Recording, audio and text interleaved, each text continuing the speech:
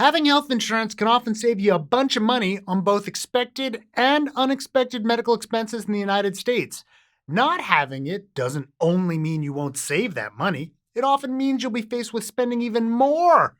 That's the topic of this week's Healthcare Triage.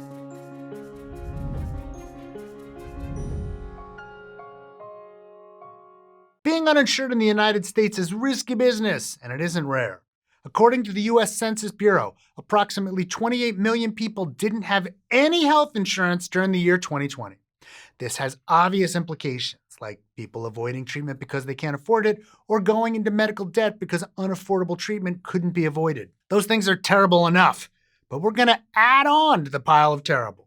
Patients who are uninsured often get charged more than insured patients for the same services. While many hospitals offer financial aid for those in need, it varies from place to place, and it isn't always made clear to patients that the aid is available. We've had an idea that this was happening for quite some time. For example, a 2008 study found that, on average, uninsured patients in California paid a higher percent of hospital charges than patients on Medicare or Medicaid. This happens in large part because programs like Medicaid have set rates that hospitals must accept for their services. For individuals who are privately insured, hospitals negotiate payment with the insurance companies, while uninsured individuals are simply charged a cash price. The rates that result from negotiations with insurance companies have been hard to examine because they've been kept private, as have hospitals' cash prices. However, this has changed somewhat thanks to the Hospital Price Transparency Rule, which went into effect on January of 2021 and requires all of this information to be accessible online.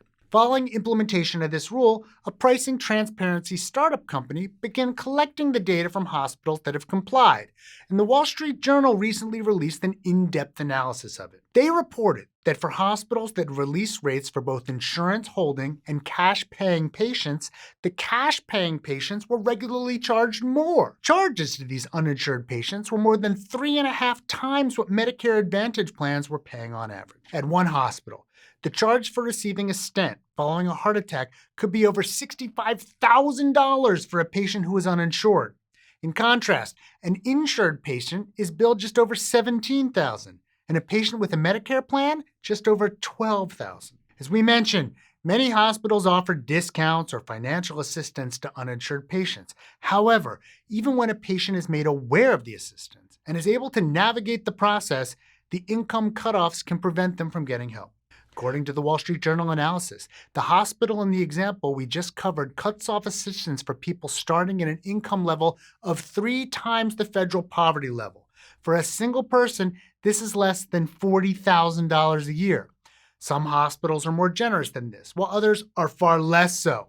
They can also deny requests for aid based on factors such as the patient's assets or, in one example, a patient who neglected to sign up for employer-based benefits. So what's the point of hospitals charging much more to people who are much less likely to be able to pay?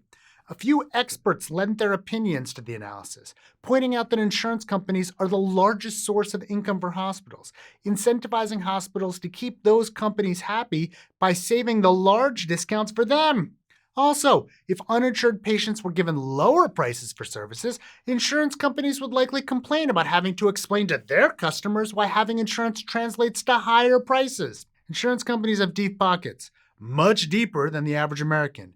Giving the discounts to the former and overcharging the latter is a somewhat inexcusable practice. Hey, did you enjoy this episode? You might enjoy this previous episode on uninsured and underinsured children in the United States. We'd like it if you'd subscribe to the channel and like the video below. Maybe go on over to patreon.com/healthcaretriage, where you can help support the show even during a global pandemic. We'd like to especially thank our research associates, James Glasgow, Joe Sevitz, Edward Littleholm, and Brian Nam, and of course, our Surgeon Admiral, Sam.